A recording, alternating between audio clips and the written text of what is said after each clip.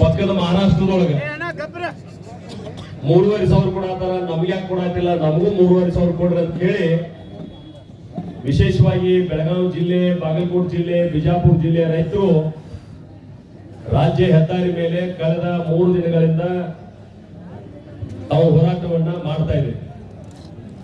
ಈ ಹೋರಾಟವನ್ನ ಸಂಘಟಿಸಿರ್ತಕ್ಕಂಥ ಕರ್ನಾಟಕ ರಾಜ್ಯ ರೈತ ಸಂಘದ ಎಲ್ಲಾ ಮುಖಂಡರು, ಅದರಲ್ಲೂ ವಿಶೇಷವಾಗಿ ಸ್ನೇಹಿತರಾದ ಚುನಪ್ಪ ಪೂಜಾರಿ ಇರ್ಬೋದು, ಶಶಿಕಾಂತ್ ಗುರೂಜಿ ಅವರು ಇರ್ಬೋದು, ಎಲ್ಲರ ಹೆಸರು ತಗೊಳ್ಳಾರ್ದ ಇಲ್ಲಿ ಉಪಸ್ಥಿತಕ್ಕಂಥ ಎಲ್ಲ ರೈತ ಸಂಘಟನೆಯ ಮುಖಂಡರೇ ಮತ್ತು ಈ ಹೋರಾಟಕ್ಕೆ ಬೆಂಬಲವನ್ನು ಕೊಡಲಿಕ್ಕೆ ದೂರದ ಬಾಗಲಕೋಟೆಯಿಂದ, ಕೇರಳದಿಂದ ಗದ್ದಿಗೌಡರು, ನಮ್ಮ ಸೌದಿ ಅವರು ಬಂದಿದಾರ, ಬಾಗಲಕೋಟೆಯ ಜಿಲ್ಲಾ ಅಧ್ಯಕ್ಷರು ಬಂದಾರ, ಬೆಳಗಾವಿ ಜಿಲ್ಲಾ ಅಧ್ಯಕ್ಷರು ಬಂದಾರ, ಮಾಜಿ ಶಾಸಕರಾದಂತಹ ವಿಶ್ವನಾಥ್ ಪಾಟೀಲ್ರು ಬೈಲಹೊಂಗಲದಿಂದ ಬಂದಾರ. ಪ್ರತಿದಿನ ನಾನು ನೋಡಾಕತ್ತೇನೆ, ಕಳೆದ 3 ದಿನದಿಂದ ಬೇರೆ ಬೇರೆ ಮಠಾಧೀಶರು ಬಂದು ಹೋಗ್ಯಾರ, ವಕೀಲರು ಬಂದು ಹೋಗ್ಯಾರ, ಕನ್ನಡ ಪರ ಸಂಘಟನೆಗಳು ಬಂದು ಹೋಗ್ಯಾವ, ಬೇರೆ ಬೇರೆ ಎಲ್ಲ ಸಂಘಟನೆಯವರು ಕೂಡ ಬೆಂಬಲವನ್ನ ಕೊಟ್ಟಿದ್ದಾರೆ. ಆದ್ರ ವಿಷಾದ ವ್ಯಕ್ತಪಡಿಸುವುದೇನಂತಂದ್ರ ಯಾರು ಬರಬೇಕಾಗಿತ್ತು ಅವ್ರು ಬಂದಿಲ್ಲ, ಅದ್ರ ಬಗ್ಗೆ ಕಾಳಜಿ ವಹಿಸಿಲ್ಲ ಅನ್ನುವಂಥದ್ದು ದುಃಖ ಪಡುವಂತ ಒಂದು ಸಂಗತಿ. ಇಷ್ಟೆಲ್ಲ ಹೋರಾಟ ನಡೆದ್ರು ಕೂಡ ಮೊದಲೇದ್ದು ಇದು 1 ವರ್ಷ ಹೋರಾಟ ಅಲ್ಲೇ. ಯಾಕಂತಂದ್ರೆ ಈ ವರ್ಷ ಹೋರಾಟ ಮಾಡಿದ್ರೆ ಕಾಯಂ ಫಿಕ್ಸ್ ಆತ ಅನ್ನುವಂಗಿಲ್ಲ.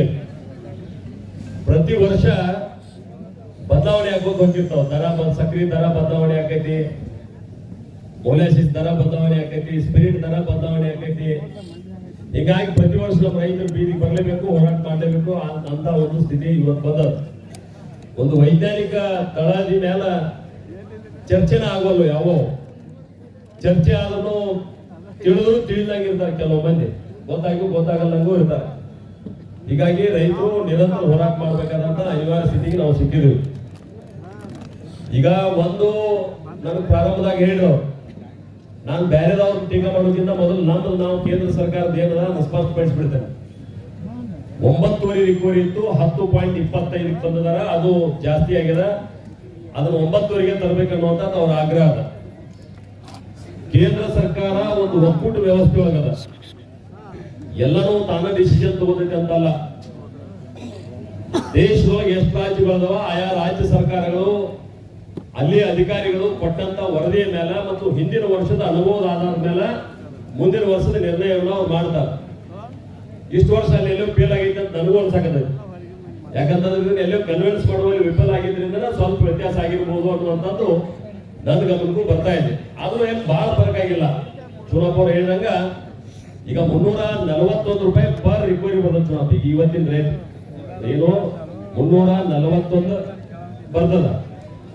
ಅದು 368 ಆಗಿತ್ತು ಅಂದ್ರೆ 27 ರೂಪಾಯಿ ಡಿಫ್ರೆನ್ಸ್ ಆಗ್ತದೆ. ಈಗ ನೀವು 0.75 ಡಿಫ್ರೆನ್ಸ್ ಆಗ್ತದೆ. ಬರೀ ಒಂದು ರಿಕವರಿಗೆ 27 ಡಿಫ್ರೆನ್ಸ್ ಆಗ್ತದೆ. 10 ರಿಕವರಿ ಅಂದ್ರೆ ಸುಮಾರು 270 ರೂಪಾಯಿ ನಾವು ಫರಕ್ ಆಗ್ಬೋದು ಅನ್ನುವಂಥದ್ದು ಒಂದು ಹೇಳಿಕೆ. ಆದ್ರೆ ಒಂದು ಕೇಂದ್ರ ಸರ್ಕಾರ ಕೇವಲ ಇಷ್ಟ ಮಾಡಿಬಿಟ್ಟಿಲ್ಲ, ಪ್ರತಿ ವರ್ಷ FRP ನಾವು ನಿಗದಿ ಮಾಡತ್ತೀವಿ. 2014ರಿಂದ ಏನ್ ಬಂದಿವಿ ಅಲ್ಲಿಂದ ಇಲ್ಲಿ ತನಕ ನೀವು ಚೆಕ್ ಮಾಡ್ರಿ. ಪ್ರತಿ ವರ್ಷ FRP ಬಗ್ಗೆ ಪರಿಶೀಲನೆ ಮಾಡ್ತಾ ಮಾಡ್ತಾ ಹೆಚ್ಚು ಮಾಡ್ಕೊತ ಹೊಂಟಿವಿ. ಅಲ್ಲಲ್ಲ ಅಂತ ಹೇಳತ್ತಂಗ ಹಿಂದಿನ ಕರಿಯಪ್ಪ ಪ್ರಶ್ನೋತ್ತರ ಅಲ್ಲಿದೆ. ಆಮೇಲೆ ನೀವು ಹೊರಗೆ ಬಂದು ನಿಮ್ಗೆ ಏನ್ ಎಲ್ಲ ಹೇಳ್ತಂಗ. ಒಂದು ಹಿಂದಿನ ಸರ್ಕಾರಗಳ ರಿಪೋರ್ಟ್ ನಾವು ತಗೊಂಡ್ರ FRPಗಳು ಪ್ರತಿ ವರ್ಷ ಪರಿಶೀಲನೆ ಒಳಪಟ್ಟಿಲ್ಲ. ನಮ್ಮ ಸರ್ಕಾರ ಬಂದ ನಂತರ ಪ್ರತಿ ವರ್ಷ ಪರಿಶೀಲನೆ ಒಳಪಟ್ಟವ ಅನ್ನುವಂಥದ್ದು ಒಂದು ಸಂತೋಷದಾಯಕ ವಿಷಯ ಅನ್ನುವಂಥದ್ದು ಒಂದು. ಎರಡನೇದು, ಕಬ್ಬು ಬೆಳೆಗಾರರಿಗೆ ಸಂಬಂಧಪಟ್ಟಂಗ ಲಾಭ ಆಗ್ಬೇಕನ್ನುವಂತ ಒಂದೇ ಕಾರಣದಿಂದ ನಾವು ಒಂದು ಕಾಲಕ್ಕೆ ಹೆಂಗಿತ್ತಂದ್ರ ದೇಶ ಸ್ವಾತಂತ್ರ್ಯ ಸಿಕ್ಕಾಗ ಆಹಾರ ಉತ್ಪಾದನೆ ಕೊರತೆ ಇತ್ತು. ನಮ್ಮ ಜಮೀನು ಇಷ್ಟೇ ಇತ್ತು ಅವಾಗ. ಆದ್ರ ಎಲ್ಲಾ ಜಮೀನು ಸಾಗುವಳಿ ಇರಲಿಲ್ಲ, ಉತ್ಪಾದನೆ ಇಷ್ಟು ದೊಡ್ಡ ಪ್ರಮಾಣ ಇರಲಿಲ್ಲ. ಹೀಗಾಗಿ ನಾವು ಆಹಾರ ಉತ್ಪಾದನೆ ಅಮೆರಿಕದ ಮೇಲೆ ಡಿಪೆಂಡ್ ಆಗಿದ್ದು. ಬಹುಶಃ ನಾನು ನೆನಪು ಮಾಡಿ ಕೊಡ್ತೇನೆ. ಈಗ ಯಾರು ಕುಂತಿಲ್ಲ, ಇಲ್ಲಿ ಕುಂತವ್ರು ನಾವು ಕನ್ನಡ ಶಾಲೆ ಹೋಗುತ್ನ್ಯಾಗ ಅಮೆರಿಕದಿಂದ ಬಂದಂತ ಗೋಧಿ ಉಪ್ಪಿಟ್ಟು ಮಾಡಿ ಹಾಕ್ತಿದ್ರು. ನಮಗೆ ನೆನಪದ ಯಾರಿಗೆ? ಆದ್ರ ನಮ್ಮ ರೈತರು ಅಭಿನಂದನೆ ಹೇಳ್ಬೇಕಾಗೈತೆ. ನಾವ ಅದನ್ನ ಹೋಗಲಾಡಿಸಿ ಇವತ್ತು 10 ಉತ್ಪಾದನೆಗಳನ್ನ ಬೇರೆ ದೇಶಕ್ಕೆ ಕಳಿಸಿಕೊಡುವಂತ ಮಟ್ಟಕ್ಕೆ ನಮ್ಮ ದೇಶ ಇವತ್ತು ಬಂದ್ ನಿಂತದ. ಯಾವ ರೀತಿ ಅಂದ್ರೆ ನಾವು ಅಕ್ಕಿ ಕಳಿಸ್ಕೊಡ್ತೀವಿ, ಗೋಧಿ ಕಳಿಸ್ಕೊಡ್ತೀವಿ, ಸಕ್ಕರೆ ಕಳಿಸ್ಕೊಡ್ತೀವಿ, ಮಸಾಲೆ ಪದಾರ್ಥಗಳನ್ನ ತರಿಸ್ಕೊಡ್ತೀವಿ. ಆದ್ರೆ 2 ಪದಾರ್ಥ ಮೇಲೆ ನಾವು ಇನ್ನೂ ಬೇರೆ ದೇಶ ಮೇಲೆ ಡಿಪೆಂಡ್ ಆಗಿವಿ. 2 ಪದಾರ್ಥ ಯಾವಂದ್ರೆ ಒಂದು ಪೆಟ್ರೋಲಿಯಂ ಪ್ರಾಡಕ್ಟ್, ಇನ್ನೊಂದು ತಿನ್ನುವ ಎಣ್ಣೆ, ಎಡಿಬಲ್ ಆಯಿಲ್ ಅಂತ ಹೇಳ್ತಿಲ್ಲ. ಪ್ರತಿ ವರ್ಷ 70,000 ಕೋಟಿ ರೂಪಾಯಿ ಬೇರೆ ದೇಶದಿಂದ ನಾವು ಎಕ್ಸ್ಪೋರ್ಟ್ ಮಾಡ್ಕೋತೀವಿ. ಅದು ಇಂಪೋರ್ಟ್ ಮಾಡ್ಕೋತೀವಿ, ಎಕ್ಸ್ಪೋರ್ಟ್ ಮಾಡೋದಿಲ್ಲ. ಎಕ್ಸ್ಪೋರ್ಟ್ 10 ಧಾನ್ಯಗಳನ್ನು ಮಾಡ್ತೀವಿ, ಇಂಪೋರ್ಟ್ 1-2 ಪದಾರ್ಥಗಳನ್ನು ನಾವು ಮಾಡ್ಕೋತೀವಿ. ಹೀಗಾಗಿ ಅದರೊಳಗೆ ಆತ್ಮನಿರ್ಭರ ಆಗಬೇಕು ಅನ್ನುವಂತ ಕಲ್ಪನೆ ಇಟ್ಕೊಂಡು ನಾವು ಕಬ್ಬಿನ ಮೇಲೆ ಇಥೆನಾಲ್ ಉತ್ಪಾದನೆ ಮಾಡುವಂತದ್ದು ನಮ್ಮ ಸರ್ಕಾರ ಬಂದ ನಂತರ ಜಾರಿ ಮಾಡಿದ್ರು ಅನ್ನುವಂಥದ್ದು ಕೂಡ ನಿಮ್ ಗಮನಕ್ಕೆ ನಾನು ತರಲಿಕ್ಕೆ ಬಯಸ್ತೇನೆ. ಮತ್ತೆ ಏನಿತ್ತಂದ್ರೆ ಪ್ರಮಾಣ ಪೆಟ್ರೋಲ್ ಒಳಗ 5% ಮಿಕ್ಸ್ ಹಾಕಿತ್ತು ಇಥೆನಾಲ್. ಇವತ್ತದ್ದು ನಾವು 20% ತಂದು ನಿಲ್ಲಿಸಿದ್ರು. ಮುಂದೊಂದು ದಿನ ಹಿಂಗಾಗ್ಬೋದಾ, ಇಥೆನಾಲ್ ಮೇಲೆ ಗಾಡಿ ಓಡಿಸುವಂತ ಪ್ರಯತ್ನಗಳು ಇವತ್ತು ನಡೆದಾವ. ಸೈಂಟಿಫಿಕ್ ಆಗಿ ಅದನ್ನ ಇಥೆನಾಲ್ ಮೇಲೆ ಓಡಿಸ್ಬೇಕನ್ನುವಂಥದ್ದು ನಡೆದಾವ. ಅಂದ್ರೆ ಬೇರೆ ದೇಶದ ಮೇಲೆ ಪೆಟ್ರೋಲ್ ಮೇಲೆ ಅವ್ರು ಡಿಪೆಂಡ್ ಆಗಬಾರ್ದು ಅನ್ನುವಂಥ ಕಾರಣದಿಂದ ಇಥೆನಾಲ್ ಉತ್ಪಾದನೆಗೆ ಹೆಚ್ಚು ಆದ್ಯತೆಯನ್ನು ನಾವು ಕೊಟ್ಟಿರುವಂತದ್ದನ್ನು ಕೂಡ ತಮ್ಮ ಗಮನಕ್ಕೆ ನಾನು ತರಲಿಕ್ಕೆ ಬಯಸ್ತೇನೆ. ಹೀಗಾಗಿ ಇವತ್ತು ರಾಜ್ಯ ಸರ್ಕಾರ ಒಂದ್ಸಲ ಏನಾದ್ರು FRP ಕೇಂದ್ರ ಸರ್ಕಾರ ನಿಗದಿ ಮಾಡ್ತದೆ, FRP ಅದು ಕೇವಲ ಕಬ್ಬಿನ ಉತ್ಪಾದನೆ ಸಕ್ಕರೆ ಮಾತ್ರ. ಆದ್ರೆ ಇಲ್ಲಿ ರಾಜ್ಯದೊಳಗೆ ಒಂದು SAP ಇತ್ತು, ನಮ್ದು ಸ್ಟೇಟ್ ಅಡ್ವೈಸರಿ ಪ್ರೈಸ್ ಕಮಿಟಿ ಒಂದಿತ್ತು. ಇಲ್ಲಿ ರಾಜ್ಯದ ಸಲಹಾ ಸಮಿತಿ ಇತ್ತು ಕಬ್ಬಿಗೆ ಸಂಬಂಧಪಟ್ಟಂಗೆ. ಚುನಾಪ್ ಅವರು ಒಂದ್ಸಲ ಮೆಂಬರ್ ಆಗಿದ್ರು ಕಾಣಿಸ್ತಿದ್ದೆ, ಅಲ್ಲಿ DC ಮಾಡಿದ್ರು ಒಂದ್ಸಲ ಮೆಂಬರ್. ಅಂದ್ರೆ ನೀವು ರೈತರ ಹೋಗ್ರಿ ಏನ್ರ ಆಗಲಿ ಅಂತ ಹೇಳಿ, ಬಟ್ ಅದು ಬಹಳ ದಿವಸ ಉಳಿಲಿಲ್ಲ. ಹೀಗಾಗಿ ಸ್ಟೇಟ್ ಅಡ್ವೈಸರಿ ಪ್ರೈಸ್ ಏನದಲ್ಲ ಇವತ್ತದು ಮಲಿಗೆ ಬಿಟ್ಟೈತಿ. ಅದೇನ್ ಕೆಲಸ ಇಲ್ಲ, ಯಾವ ಕಮಿಟಿನಲ್ಲ ಏನಿಲ್ಲ, ಹಂಗೆ ಕೂತ್ಬಿಟ್ರೆ ಯಾವ ನಾಮಿನೇಟಿವ್ ಇಲ್ಲ, ಏನೂ ಇಲ್ಲ ಅಲ್ಲಿ. ಅಂದ್ರೆ ಇದ್ರ ಬಗ್ಗೆ ಚರ್ಚೆ ಮಾಡಬೇಕಾದಂತ ರಾಜ್ಯ ಸರ್ಕಾರ ಅದನ್ನ ಮಾಡ್ತಾ ಇಲ್ಲ. ನಂಬರ್ 1. ನಂಬರ್ 2, ಕೇವಲ ಸಕ್ಕರೆ ಉತ್ಪಾದನೆಗೆ ಮಾತ್ರ ದರ ನಿಗದಿ ಮಾಡುವಂತದ್ದಲ್ಲ ರೈತರಿಗೆ. ಯಾವ ಕಬ್ಬಿನ ಉಪ ಉತ್ಪಾದನೆಗಳಲ್ಲ, ಇಥೆನಾಲ್ ಉತ್ಪಾದನೆ ಆಗುವಂತದ್ದು ಇರ್ಬೋದು, ಅಥವಾ ಸ್ಪಿರಿಟ್ ಉತ್ಪಾದನೆ ಅಂದ್ರೆ ಯಾವುದು ನಾವು ಆಲ್ಕೋಹಾಲ್ ತೆಗಿಲಿಕ್ಕೆ ಉಪಯೋಗ ಮಾಡ್ತೀವಿ, ಆ ಸ್ಪಿರಿಟ್ ಉತ್ಪಾದನೆ ಮಾಡುವಂತದ್ದು ಇರ್ಬೋದು, ವಿದ್ಯುತ್ ಉತ್ಪಾದನೆ ಮಾಡುವಂತದ್ದು ಇರ್ಬೋದು. ಈ ರೀತಿ ಅನೇಕ ಉಪ ಉತ್ಪಾದನೆಗಳು. ಆ ಉಪ ಉತ್ಪಾದನೆಗಳನ್ನ ಯಾವ ಕಾರ್ಖಾನೆ ಅವರು ಲೆಕ್ಕಕ್ಕೆ ಕೊಡ್ತಾ ಇಲ್ಲ. ಅಂದ್ರೆ ಅದನ್ನು ಕೊಡ್ಬೇಕಲ್ಲ. ಸಕ್ಕರೆ ಮಾರ್ಕೆಟ್ನಾಗ ನಮ್ದು ಇವತ್ತು ಇಷ್ಟು ರೇಟ್ ಐತಪ್ಪ, ಆ ರೇಟ್ ಪ್ರಕಾರ ನಾವು ನೋಡೋದು ಸರಾಸರಿ ರೇಟ್ ಇರ್ತದ. ಮತ್ತೆ ಕೇಂದ್ರ ಸರ್ಕಾರ ಕೂಡ ಇದಕ್ಕಿಂತ ರೇಟ್ ಕಡಿಮೆ ಬರಬಾರ್ದು ಅನ್ನುವಂಥದ್ದು ಕೂಡ ನಿಗದಿ ಮಾಡಿದ. 31 ರೂಪಾಯಿಗಿಂತ ಕಡಿಮೆ ಬರಬಾರ್ದು ಅಂತ ಕೇಂದ್ರ ಸರ್ಕಾರ ಕೂಡ ನಿಗದಿ ಮಾಡಿದ. ಅದಕ್ಕಿಂತ ಕಡಿಮೆ ಬರಕ್ಕೆ ಸಾಧ್ಯ ಇಲ್ಲ. ಒಂದು ನಮ್ಮ ಸಕ್ರಿಯ ಆಧಾರದ ಮೇಲೂ ದರ ನಿಗದಿ ಆಗಬೇಕು, ನಮ್ಮ ಉಪ ಉತ್ಪಾದನೆಗಳ ಆಧಾರದ ಮೇಲೂ ನಮ್ಮ ದರ ನಿಗದಿ ಆಗಬೇಕು. ಇವು 2 ಅಂಶಗಳು. 3ನೇ ಅಂಶ, ನಾವು ಯಾವುದೇ ಒಂದು ಉದ್ಯೋಗವನ್ನು ಪ್ರಾರಂಭ ಮಾಡಿದ್ರ ಬಂಡವಾಳ ಹೂಡಬೇಕಾಗ್ತದೆ. ಇಲ್ಲಿ ಕಾರ್ಖಾನೆ ಕಟ್ಟಕ್ ಮಾತ್ರ ಬಂಡವಾಳ ಹೂಡುದದ, ವರ್ಕಿಂಗ್ ಕ್ಯಾಪಿಟಲ್ ಇಲ್ಲ. ಯಾವುದೇ ಇಂಡಸ್ಟ್ರಿ ಚಾಲೂ ಮಾಡ್ರಿ ನೀವು, ಇಂಡಸ್ಟ್ರಿ ಚಾಲೂ ಮಾಡಿದವ ಇಂಡಸ್ಟ್ರಿಗೂ ದುಡ್ಡು ಹಾಕ್ಬೇಕು ಮತ್ತು ವರ್ಕಿಂಗ್ ಕ್ಯಾಪಿಟಲ್ ಹಾಕ್ಬೇಕು, ದುಡಿಯೋ ಬಂಡವಾಳ ಅಂತ ಹಾಕ್ಬೇಕಾಗೈತಿ. ಆದ್ರೆ ಇಲ್ಲಿ ದುಡಿಯೋ ಬಂಡವಾಳ ಹಾಕೋದು ಕಾರ್ಖಾನೆ ಅವರು. ಯಾಕೆ ಹಾಕೋದಂದ್ರೆ ಕಬ್ಬು ನಾವು ಪುಕ್ಕಟೆ ಕಳಿಸ್ತೀವಿ ಕಾರ್ಖಾನೆಗೆ, ಅದನ್ನ ಕಬ್ಬು ನುರಿಸಿ ಸಕ್ರಿ ಮಾಡಿ ಮಾರ್ಕೆಟ್ನಾಗ ಮಾರಿದ ನಂತರ ಬಂದು ನಮಗೆ ಬಿಲ್ ಕೊಡೋದ. ಹೀಗಾಗಿ ನೀವು ದುಡಿಯೋ ಬಂಡವಾಳ ಹಾಕಿಲ್ಲ ಅನ್ನುವಂಥದ್ದು ಕೂಡ ಕಾರ್ಖಾನೆ ಮಾಲೀಕರು ನೆನಪಿಟ್ಕೋಬೇಕನ್ನುವಂಥದ್ದು ಕೂಡ ನಾನು ನಿಮ್ಮ ಪರವಾಗಿ ಆಗ್ರಹವನ್ನ ಮಾಡಲಿಕ್ಕೆ ಬಯಸ್ತೇನೆ. ಅದಲ್ಲ 2 ವಿಷಯ ನಮ್ಗೆ ಇಲ್ಲ, ಸರ್ಕಾರ ಅದಂತೂ ಹೋಗ್ಬೇಕು. ಮೊದಲು 2 ವಿಷಯಕ್ಕೆ ಸಂಬಂಧಪಟ್ಟಂಗೆ. ಒಂದು ರಿಕವರಿ. ನಾವು ಈ ಕಬ್ಬಿನ ದರವನ್ನ ರಿಕವರಿ ಬೇಸ್ ಮೇಲೆ ನಿರ್ಣಯ ಮಾಡುದಾದ್ರ ರಿಕವರಿ ಯಾರು ತೆಗಿತಾರ? ನಾವೇನ್ ರೈತರು ತೆಗೆದು ಕಳ್ಸಾಕತ್ವೋ, ಏನ್ ಸರ್ಕಾರ ರಿಕವರಿ ತೆಗೆದು ಕಳ್ಸಾಕತ್ತೋ? ನಮ್ ಕೈ ರಿಕವರಿ ಇಲ್ಲ. ಕಾರ್ಖಾನೆ ಅವ್ ಏನ್ ಹೇಳ್ತಾನೆ ಅದ ರಿಕವರಿ. ಒಂದು ಕಾಲಕ್ಕೆ ಬೆಳಗಾವಿ ಜಿಲ್ಲೆ ಸರಾಸರಿ 13 ರಿಕವರಿ ಬರ್ತಿತ್ತು. ನಮ್ದು ಎಲ್ಲ ಕಾರ್ಖಾನೆಯವರು ಹೆಚ್ಚು ಬತ್ತು, ಕಡಿಮೆ ಬತ್ತು. ಕೆಲವು MK ಹುಬ್ಳಿ, ಸಂಕೇಶ್ವರದಂತ ದೊಡ್ಡ ದೊಡ್ಡ ಫ್ಯಾಕ್ಟರಿ ಅವರು 13 ಇರ್ತಕ್ಕ ರಿಕವರಿ ತೋರಿಸಿದಂತ ರೆಕಾರ್ಡ್ ಅದಾವ. ಮತ್ತೆ ಈಗ ಕಡಿಮೆ ಆಗತ್ತದ ರಿಕವರಿ. ಈ ರಿಕವರಿ ನಮ್ ಕೈಯಾಗಿಲ್ಲ ಅನ್ನುವಂಥದ್ದು ಕೂಡ ಅದ. ಅದನ್ನ ಸರ್ಕಾರಕ್ಕೆ ನಾನು ನಿಮ್ಮ ಪರವಾಗಿ ಆಗ್ರಹ ಮಾಡ್ತೇನೆ. ರಿಕವರಿಯನ್ನ ಸರ್ಕಾರ ತನ್ನ ಕಂಟ್ರೋಲ್ ಆಗಿ ಇಟ್ಕೋಬೇಕು, ಕಾರ್ಖಾನೆ ಕಂಟ್ರೋಲ್ ಆಗಿ ಕೊಡಬಾರ್ದು ಅನ್ನುವಂಥದ್ದು ಕೂಡ ನನ್ನ ಆಗ್ರಹ ಅದ. ಅದ್ರ ಜೊತೆಗೆ ತೂಕ. ಮೊನ್ನೆ ಸಿದ್ದರಾಮಯ್ಯನವ್ರನ್ನ ಅಭಿನಂದನೆ ಹೇಳ್ತಾರೆ. ಅವ್ರಿಗೆ ರೈತರ ಪರವಾಗಿ ಕಳೆದ ಬಜೆಟ್ ನಲ್ಲಿ ಸಕ್ಕರೆ ಕಾರ್ಖಾನೆ ಎದುರುಗಡೆ ಕಾಟ ಹಾಕಬೇಕು, APMC ಕಂಟ್ರೋಲ್ ಕಾಟ ನಡಿಬೇಕು, ಅಲ್ಲೇ ತೂಕ ಆಗ್ಬೇಕು, ಅಲ್ಲೇ ತೂಕ ಆದ್ಮೇಲೆ ಕಾರ್ಖಾನೆಗೆ ಹೋಗ್ಬೇಕು ಅನ್ನುವಂತ ಒಂದು ನಿರ್ಣಯವನ್ನು ಮಾಡಿದ್ರು. ಆದ್ರೆ ಅಭಿನಂದನೆ ಹೇಳ್ತಾರೆ, ಆದ್ರೆ ಅದನ್ನ ಜಾರಿ ಮಾಡಲಿಲ್ಲ ಅವರು. 2024 ಫೆಬ್ರವರಿ ಒಳಗೆ ಬಜೆಟ್ ಒಳಗಾದ, ಬಜೆಟ್ ಕಾಪಿ ಒಳಗೆ ನೋಡ್ರಿ ಎಲ್ಲರೂ. ಆದ್ರೆ ಅದನ್ನ ಜಾರಿ ಮಾಡಲಿಲ್ಲ. ಮತ್ತೆ ನೀವು ಬರೀ ಘೋಷಣೆ ಮಾಡಿಬಿಟ್ರೆ ಆಗೋದಿಲ್ಲ, ಜಾರಿ ಮಾಡ್ಬೇಕಾಗ್ತದ. ಅದಕ್ಕೊಂದು ಇಲಾಖೆ ಅದ, ಸಕ್ಕರೆ ಸಚಿವರು ಅದಾರ.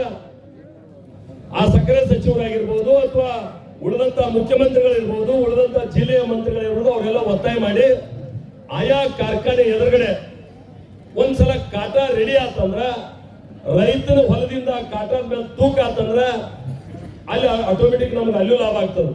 ಇಲ್ಲಂದ್ರೆ ಇಲ್ಲಿ ಏನಾಗ್ತದೆ ಅಂದ್ರೆ ಸಿಕ್ಕಾಪಟ್ಟೆ ಪರ್ಮಿಟ್ ಕೊಟ್ಬಿಟ್ಟಿರ್ತಾರೋ, ಆ ಕಾರ್ಖಾನೆ ಮಾಲೀಕ 2 ದಿವಸ ಹೊರಗೆ ಇಳಿಸಿದ್ರು ನಮ್ಮ ತೂಕದೊಳಗೆ ಅಲ್ಲೂ ಶಾರ್ಟೇಜ್ ಬರ್ತದೆ. ಮತ್ತು ಕಬ್ಬು ಕಟಾವಾಗೋಕ್ಕಿಂತ ಮೊದಲ 15 ದಿವಸ 20 ದಿವಸ ತಿಂಗಳು ನಮ್ಮ ಮಂದಿ ಒಳಗ ಜಮೀನೊಳಗ ಗಾಡಿ ಹಾಕ್ಬೇಕಾಗೈತಿ. ಅದೇ ಗಾಡಿ ಸಿಗ್ತಾವ ಅಂತ ಹೇಳಿ ನೀರು ಹಸು ಬಂದ್ ಮಾಡಿಬಿಡ್ತಾರೆ. ಅಲ್ಲೂ ನಮ್ಮ ತೂಕದಾಗ ಮೋಸ ಆಕೈತಿ, ಅಲ್ಲೂ ಕಬ್ಬು ತನ್ನ ತೂಕ ಕಳ್ಕೊಂಡ್ ಬರ್ತೈತಿ. ಕಬ್ಬು ಕಟಾವಾದ ನಂತರ ತೂಕ ಭಾಳ ಲಗುಡ್ ಕಡಿಬೇಕಾಗತ್ತೆ. ಅದು ಕಾರ್ಖಾನೆಗೆ ಹೋಗಿ ಅಲ್ಲೂ ನಮಗೆ ಮೋಸ ಆಗತೈತಿ. ಈ ಸೈಂಟಿಫಿಕ್ ವೈಜ್ಞಾನಿಕವಾದಂತ ಆಧಾರ ಇಟ್ಕೊಂಡು ರಾಜ್ಯ ಸರ್ಕಾರಗಳು ರೈತರ ನೆರವಿಗೆ ಬರಬೇಕಾದಂತ ಅಗತ್ಯ ಇದೆ ಅನ್ನುವಂತ ಮಾತನ್ನು ಕೂಡ ಈ ಸಂದರ್ಭದಲ್ಲಿ ನಾನು ಹೇಳಲಿಕ್ಕೆ ಬಯಸ್ತೇನೆ. ಇದು ಒಂದು. ಇದಾದ್ಮೇಲೆ ಪ್ರತಿ ವರ್ಷ ಮುಖ್ಯಮಂತ್ರಿಗಳು, ಸಕ್ಕರೆ ಸಚಿವರು, ಎಲ್ಲಾ ಜಿಲ್ಲೆಯ ಉಸ್ತುವಾರಿ ಮಂತ್ರಿಗಳು ಮತ್ತು ಸಕ್ಕರೆ ಕಾರ್ಖಾನೆ ಮಾಲೀಕರು, ಕಬ್ಬು ಬೆಳೆಗಾರರು, ರೈತ ಸಂಘಟನೆ ಮುಖಂಡರು ಎಲ್ಲರೂ ಒಂದು ಮೀಟಿಂಗ್ ಕರಿಬೇಕಾಗಿತ್ತು ಪ್ರತಿ ವರ್ಷ. ಇಲ್ಲೆಲ್ಲ ನಾವು ಹೊಯ್ಕೊಂಡ್ನಲ್ಲಿ ಮೀಟಿಂಗ್ ಕರೀದಲ್ಲ. ಪ್ರತಿ ವರ್ಷ ಕಾರ್ಖಾನೆ ಚಾಲು ಆಗೋಕ್ಕಿಂತ ಮುಂಚೆ, ಪ್ರತಿ ವರ್ಷ ಅಕ್ಟೋಬರ್ನಾಗ ಕಾರ್ಖಾನೆ ಚಾಲು ಆಗ್ತಾವ. ವಿಜಯದಶಮಿ ಆದ್ಮೇಲೆ ಪೂಜೆ ಮಾಡಿ ಏನ್ ದಾಳಿಯಾಗಿದೆ ನೀವು ಮುಖ್ಯಮಂತ್ರಿಗಳನ್ನ ಹೆಚ್ಚಿ ಮುಂದೆ ಬಂದು ಎಲ್ಲರದು ಒಂದು ಸಭೆ ಕರೆದು ಹೋದ ವರ್ಷದ ಏನಾಗಿದೆ, ಎಷ್ಟಕ್ಕೆ ಕೊಟ್ರಿ, ಎಷ್ಟು ಬಾಕಿ ಉಳಿತು, ಈ ವರ್ಷ ಏನ್ ಮಾಡ್ಬೇಕನ್ನುವಂಥದ್ದು ಆಗ್ಬೇಕಲ್ಲ, ಮಾಡ್ತಾ ಇಲ್ಲ. ಹೀಗಾಗಿ ಅದು ಕೂಡ ಮಾಡ್ಬೇಕನ್ನುವಂತ ಒತ್ತಾಯ ನನ್ನದ. ಕೇವಲ ಇವತ್ತು ನಾವೇನೋ 3500 ಕೇಳ್ತಾ ಇದ್ದೀವಿ, ಅದೆಲ್ಲ ಒಂದು ನೆಗೋಸಿಯೇಷನ್ ಆಗಿ ಒಂದು ದರ ಘೋಷಣೆ ಆಗಿ ಬಿಟ್ಟಂತರ ನಾವು ವಾಪಸ್ ಮನೆಗೆ ಹೋಗೋದಲ್ಲ. ಪ್ರತಿ ವರ್ಷಕ್ಕೆ ಏನೇನು ಅನುಕೂಲ ಆಗಬೇಕಾಗವ ಈ ಎಲ್ಲಾ ಅನುಕೂಲಗಳನ್ನು ಕೂಡ ನಾವು ಕೇಳಬೇಕಾದಂತ ಅಗತ್ಯ ಇದೆ. ಇದ್ರ ಬಗ್ಗೆ ಕೂಡ ಸರ್ಕಾರ ಗಮನ ಹರಿಸಬೇಕಾದಂತ ಅಗತ್ಯ ಇದೆ ಅನ್ನುವಂತ ಮಾತನ್ನು ಕೂಡ ಇವತ್ತು ನಾನು ಸಂದರ್ಭದಲ್ಲಿ ಹೇಳಲಿಕ್ಕೆ ಬಯಸ್ತೇನೆ. ಇವತ್ತು ರೈತರು, ಈ ನಾಡಿಗೆ ಅನ್ನ ಕೊಡ್ತಕ್ಕಂಥ ರೈತ ಬೀದಿಗೆ ಬಂದು ಇಲ್ಲಿ ಕುಂತಾಗ ಕನಿಷ್ಠ ಪಕ್ಷ ಆ ಸಮಸ್ಯೆ ಪರಿಹಾರ ಆಗ್ತದೆ ಬಿಡ್ತದೆ ಎರಡೇ ವಿಷಯ, ಹಕ್ಕ ಜಗ್ಗಾಟ ಇರ್ತದೆ. ಆದ್ರೆ ಆ ಸಮಸ್ಯೆಗೆ ಪ್ರಾಮಾಣಿಕವಾಗಿ ನಾನು ಪರಿಹಾರ ಹುಡುಕ್ತೀನಿ ಅಂತಕ್ಕಂಥದ್ದು ಕೂಡ ಇವತ್ತು ಜಿಲ್ಲಾಡಳಿತ ಇರ್ಬೋದು, ಜಿಲ್ಲೆಯ ಮಂತ್ರಿಗಳಿರ್ಬೋದು, ಸರ್ಕಾರ ಇರ್ಬೋದು ಪ್ರಾಮಾಣಿಕ ಪ್ರಯತ್ನ ಮಾಡ್ತಾ ಇದ್ದಲ್ಲ, ಇದನ್ನ ನಾನು ಖಂಡನೆ ಮಾಡ್ತೇನೆ ರೈತರ ಪರವಾಗಿ. ಹೀಗಾಗಿ ನಾವು ಈ ಹೋರಾಟ ಏನ್ ಮಾಡ್ತಾ ಇದ್ರಿ, ಹೋರಾಟ ಯಶಸ್ವಿ ಆಗ್ಲಿ, ನಿಮ್ ಜೊತೆಗೆ ನಾವು ಇದೀವಿ. ಮತ್ತು ಕೇಂದ್ರ ಸರ್ಕಾರದ ಪರವಾಗಿ ತಾವೇನು ಹೇಳ್ತಾ ಇದ್ದೀರಿ, ನಾನು ನಿನ್ನೆ ಬರಬೇಕಾದ್ರೆ ನಮ್ಮ ಕೇಂದ್ರದ ಆಹಾರ ಸಚಿವರ ಜೊತೆ ಈ ವಿಷಯವನ್ನ ಅವ್ರು ಸಿಗಲಿಲ್ಲ ಪರ್ಸನಲ್ ಆಗಿ, ಪ್ರಹ್ಲಾದ್ ಜೋಶಿ ಅವರು. ನಾನು ಏರ್ಪೋರ್ಟ್ಗೆ ಬರೋಕ್ಕಿಂತ ಮುಂಚೆ ಗದ್ದಿಗೌಡರು ನಾವು ಸೇರಿ ಅವ್ರ ಗಮನಕ್ಕೂ ತರುವಂತ ಪ್ರಯತ್ನ ಮಾಡಿದೀವಿ. ಪ್ರತಿನಿತ್ಯ ಸ್ವಯಂ ಪ್ರೇರಿತವಾಗಿ, ಯಾವುದೇ ಪಕ್ಷದ ಆಧಾರದಿಂದ, ಯಾವುದೇ ಜಾತಿ ಭೇದ ಇಲ್ಲ, ನಮ್ಮ ರೈತರು ಇವತ್ತು ಬೀದಿಗೆ ಬಂದಿದಾರ, 16,000 ಜನ ಸೇರ್ತಾ ಇದಾರ. ಇದ್ರ ಬಗ್ಗೆ ಗಂಭೀರವಾದಂತ ಚಿಂತನೆ ಆಗ್ಬೇಕಾಗ್ತದೆ ಅನ್ನುವಂತ ಮಾತನ್ನು ಕೂಡ ನಾನು ನಿನ್ನೆ ಹೇಳಿದ್ದೀನಿ. ಅವ್ರು ಹೇಳಿದ್ರು ಪೂರ್ಣ ಆಗೋದಿಲ್ಲ, ನಾವು ವೈಯಕ್ತಿಕ ಕೂತಾಗ ಏನ್ ಸಹಾಯ ಸಹಕಾರ ಮಾಡ್ಬೇಕಾಗ್ತದೆ ಅದನ್ನು ಚರ್ಚೆ ಮಾಡೋಣ ಅಂತಕ್ಕಂಥ ಮಾತನ್ನು ಕೂಡ ಅವ್ರು ಹೇಳಿದ್ದಾರೆ. ಹೀಗಾಗಿ ಅಲ್ಲಿಯೂ ಕೂಡ ನಾವು ಒತ್ತಾಯವನ್ನು ಹಾಕ್ತೀವಿ. ನಮಗ ಪಾರ್ಟಿ ಬೈಂಡಿಂಗ್ ಅದ, ಅದನ್ನ ಒಪ್ಕೋತೀನಿ ನಾನು. ಆದ್ರೆ ಜನರ ಪರವಾಗಿ ಇದು ಸರಿ ಇದು ತಪ್ಪು ಅಂತ ಹೇಳುವಂತ ಅವಕಾಶ ನಮ್ಮ ಪಾರ್ಟಿ ನಮ್ಗೆ ಕೊಟ್ಟದ, ಅದ್ರೊಳಗೆ ಏನ್ ತಪ್ಪಿಲ್ಲ. ಯಾಕಂದ್ರೆ ನಾನು ವಾಪಸ್ ಊರಿಗೆ ಬರ್ಬೇಕಲ್ಲ. MP ಅಂತ ಹೇಳಿ ಅಲ್ಲಿ ಗುಡ್ಡಾಡ್ಕೊಂಡು ದಿಲ್ಲಿ ಹಾಕಿದ್ರು ಅವ್ರು, MLA ಇದ್ದವ್ರು ಗುಡ್ಡಾಡ್ಕೊಂಡು ಬೆಂಗಳೂರು ಹಾಕಿದ್ರು ಅವ್ರು. ವಾಪಸ್ ನಾವು ಊರಿಗೆ ಬರ್ಬೇಕಾಗ್ಯದ. ನಾವು ರೈತರಿದ್ದೀವಿ, ನಾವು ಕಬ್ಬು ಬೆಳೆಗಾರದೀವಿ. ಹೀಗಾಗಿ ಈ ರೈತರ ಪರವಾಗಿ, ಕಬ್ಬು ಬೆಳೆಗಾರ ಪರವಾಗಿ ಧ್ವನಿ ಎತ್ತಕ್ಕಂಥ ಕೆಲಸ ಪ್ರಾಮಾಣಿಕವಾಗಿ ನಾವೆಲ್ಲರೂ ಮಾಡ್ತೀವಿ ಅಂತಕ್ಕಂಥ ಮಾತನ್ನು ಕೂಡ ಈ ಸಂದರ್ಭದಲ್ಲಿ ಹೇಳಿ, ಕೊನೆಗೆ ನಾನು ನಿಮ್ಮನ್ನು ಇಷ್ಟೇ ವಿನಂತಿ ಮಾಡ್ತೇನೆ. ಈ ಹೋರಾಟ ನಡೆದಂತ ಸಂದರ್ಭದಲ್ಲಿ ಮುಖಂಡರು ಹೋರಾಟ ಸಂಘಟನೆ ಮಾಡ್ತಾರೆ. ಬಹಳ ಮಂದಿ ಮಾತಾಡಕ್ಕೆ ಚಾಲು ಮಾಡಿದ್ವು. ಯಾಕಂದ್ರೆ ನಾನು ಇಂಥ ಹೋರಾಟ ಮಾಡೇ ಬಂದಿದ್ದೀನಿ. ಆ ಹೋರಾಟದ ದಿಕ್ಕು ತಪ್ಪಿಸ್ತಕ್ಕಂಥ ಕೆಲಸ ಪ್ರಾರಂಭ ಆಗ್ತಾವ. ಪ್ರಾಮಾಣಿಕವಾಗಿ ನಾವೆಲ್ಲರೂ ಯಾರು ಹೋರಾಟವನ್ನು ಸಂಘಟನೆ ಮಾಡಿರ್ತಾರೆ, ಆ ಸಂಘಟಕರು ಹೇಳಿದಂತ ಮಾತುಗಳನ್ನು ಕೇಳ್ಕೊಂಡು ಅವ್ರ ಮೇಲೆ ಸುಮ್ ಆರೋಪ ಮಾಡುವಂತದ್ದು ನಡೀತಾವ. ಯಾಕಂದ್ರೆ ನಾನು ಹೋರಾಟ ಮಾಡಿದ ಬಹಳ ಮಂದಿ ಹಿಂಗೆ ಆರೋಪ ಮಾಡ್ತಿದ್ರು, ಕೇಳಿ ಬೇಜಾರಾಗಿ ಬಿಡ್ತಿತ್ತು, ಯಾಕೆ ಮಾಡಬೇಕಪ್ಪ ಈ ಹೋರಾಟ ಅಂತ ಹೇಳಿ. ಆದ್ರೆ ಇವತ್ತು ಹೋರಾಟ ಮಾಡ್ತಕ್ಕಂಥ ಮುಖಂಡರ ಮೇಲೆ ವಿಶ್ವಾಸ ಇಟ್ಟು ಎಷ್ಟು ಸಾಧ್ಯದ ಅಷ್ಟು ಹೆಚ್ಚು ಕೊಡೋದಕ್ಕೆ ನಾವು ಕೂಡ ನಿಮ್ ಜೊತೆ ಇದೀವಿ, ಕೈ ಜೋಡಿಸ್ತೀವಿ. ಇದಕ್ಕೆ ಒಂದು ಸಂಘಟಿತರಾಗಿ, ಯಾಕಂದ್ರೆ ಎತ್ತು ಹೆರಿಗಾದ್ರ ಕೋನ್ ಕೆರಿಗೆ ಅನ್ನುವಂಗ ಆಗ್ಬಾರ್ದು. ನಮ್ಮ ಹೋರಾಟದವ್ರಿಗೂ ಬ್ಯಾಸತ್ ಬಿಡ್ದೈತೆ ನಮ್ಮ ಮಂದಿ. ಕೆಲವು ಮಂದಿ ಕೊಟ್ಟಾಗ ಮನೆಗೆ ಹೋಗೋದಂತಾರು, ಕೆಲವು ಮಂದಿ ಕೊಟ್ಟರು ತಗೊಂಡ್ ಮನೆಗೆ ಹೋಗೋದಂತಾರು, ಕೆಲವು ಮಂದಿ ಕಬ್ಬು ಹುಡುಗಾದ ತಡಿ ಅಲ್ಲಿ ಎಲ್ಲಿ ಅಂತಾರು, ಕೆಲವು ಮಂದಿ ಒಣಗಲ್ ಬಿಡೋದು 1 ವರ್ಷ ಅಂತಾರು. ಹಿಂಗ ಆಗ್ಬಾರ್ದು. ಒಂದು ಇಲ್ಲಿ ಏನ ನಿರ್ಣಯ ತಗೋತಾರ ಸಂಘಟಕರು, ಒಂದು 8-10 ಮಂದಿಯೋ ಅಥವಾ 20 ಮಂದಿಯೋ ಕೂಡಿ ನೀವೆಲ್ಲರೂ ಕೂಡಿ ಒಂದು ಡಿಸಿಷನ್ ತಗೊಂಡಿದ್ದನ್ನ ಉಳಿದವರೆಲ್ಲರೂ ಪಾಲಿಸಬೇಕಾಗೈತೆ ಅನ್ನುವಂಥದ್ದನ್ನು ಕೂಡ ಈ ಸಂದರ್ಭದಲ್ಲಿ ನಿಮ್ ಗಮನಕ್ಕೆ ತರಲಿಕ್ಕೆ ನಾನು ಬಯಸ್ತೇನೆ.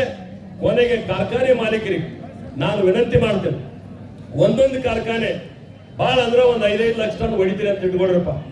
ಒಂದು 5-5 ಲಕ್ಷ ರೂಪಾಯಿ ಟನ್ ಕಬ್ಬು ನೀವು ಹೊಡೆದ್ರ ಒಂದು ಟನ್ ಕಬ್ಬಿಗೆ 100 ರೂಪಾಯಿ ಹೆಚ್ಚು ಕೊಟ್ಟರು 5 ಕೋಟಿ ರೂಪಾಯಿ ನೀವು ಕೊಡಕ್ಕಾಗೈತೆ ರೈತರಿಗೆ. 5 ಕೋಟಿ ರೂಪಾಯಿ. ಅರೆ ಮೊನ್ನೆ ಡಿಸಿಸಿ ಬ್ಯಾಂಕ್ ಚುನಾವಣೆ ಒಳಗೆ ಒಂದೊಂದು ಸೀಟ್ ಆರಿಸಿ ಬರಕ್ಕೆ 5-5 ಕೋಟಿ ರೂಪಾಯಿ ಖರ್ಚು ಮಾಡ್ತೀನಿ. ನಾಚಿಕಾಗೋದಿಲ್ಲ ನಿಮ್ಮ ರೈತರಿಗೆ ಕೊಡಕ್ಕಾಗೋದಿಲ್ಲ.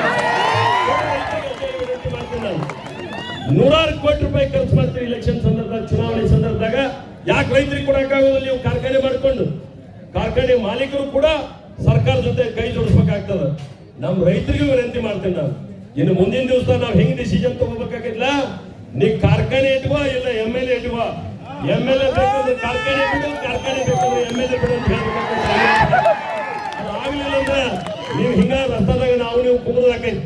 ಹೀಗಾಗಿ ಯಾರು ರೈತ ಪರ ಚಿಂತನೆ ಇರ್ತಾರ ಅಂತವ್ರಿಗೆ ಶಕ್ತಿ ತುಂಬತಕ್ಕಂತ ಕೆಲಸ ಕೂಡ ನಾವು ಮಾಡ್ಬೇಕಾಗ್ತದೆ.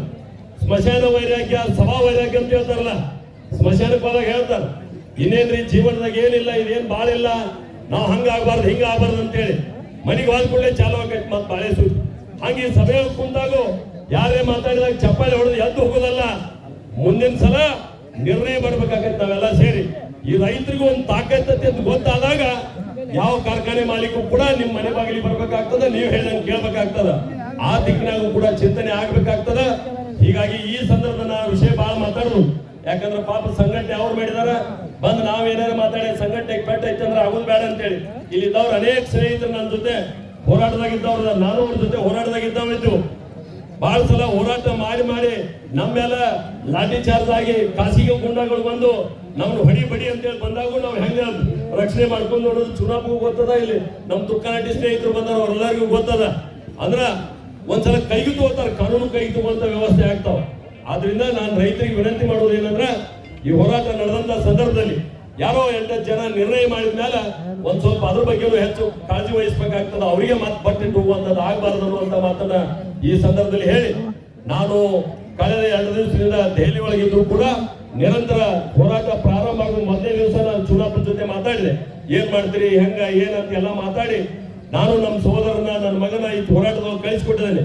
ನಾನು ಇಲ್ಲ ಅಂದ್ರೆ ನಾ ಬಿಟ್ಟಿಲ್ಲ. ನಮ್ಮ ಕುಟುಂಬದಿಂದ ಒಬ್ರು ಬಂದಿದ್ದಾರಲ್ಲಿ, ಒಬ್ರಿಬ್ರು.